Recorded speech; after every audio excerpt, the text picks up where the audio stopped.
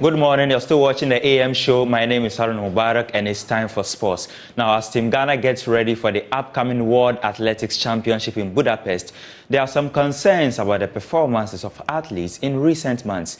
The country's 100 meters team have struggled to produce sub-10 performances. The 200 meters and long jump athletes have also not put up convincing numbers. But head coach Andrew Owusu says there's no cause for alarm. Athletes run fairly early in the season and then struggle later on, right? So it's about peaking at the right time. So let's use Joe Paul as an example. Yes, he ran 9.94 last year, but if you remember in Mauritius, Joe struggled, right? I think he ran at 2017 something in the 200. The way the qualification system is set up, unlike say maybe 5-6 years ago, that automatic standard is extremely high, right? And to be honest with you, with automatic standard, yes, you run it once.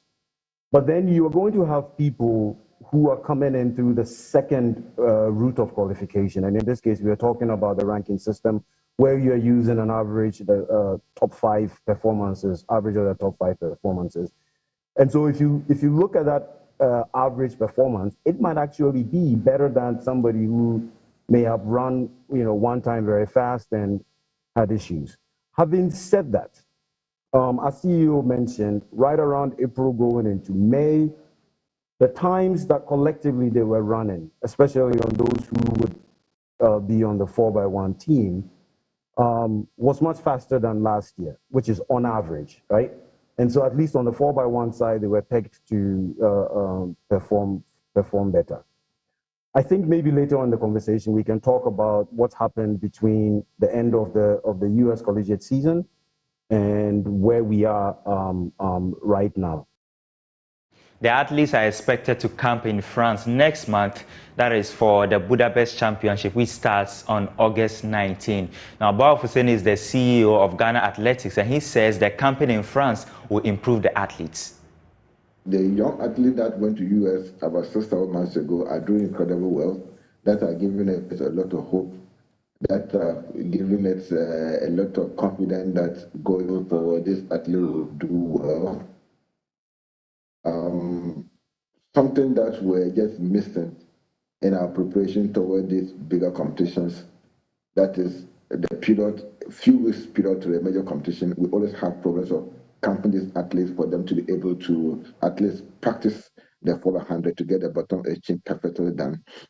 By this time around, thank God that we have an agreement with French embassy through the French government that they have agreed, and even we almost finished all the process of sending our national team to camp in Paris for at least 2 weeks, fully sponsored by French embassy in Ghana here, which I would like to use your medium to express our profound gratitude on behalf of the President of Ghana Athletics and the Executive Board, the NSA and the Ministry, that we are so grateful to the French Embassy in Ghana, vis-a-vis to the French government, through the French Athletics Association, for giving us the opportunity to camp our athletes in Paris for starting from the 5th to the 16th of next month, to just give our athletes the best preparation we can get at this moment, at least to practice the 400. That has been our biggest problem going into major competitions like World Championship.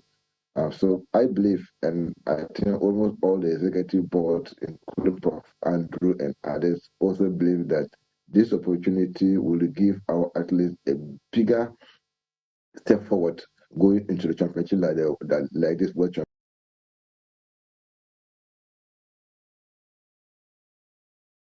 Away from that, preparation is still ongoing to ensure a successful Africa Games in Ghana. Now, Sports Minister Mustapha Ussif says the government will spend more than $145 million to organize the Games. According to him, the money required for the country to successfully or flawlessly host the event could increase as the government is focusing on quality facilities.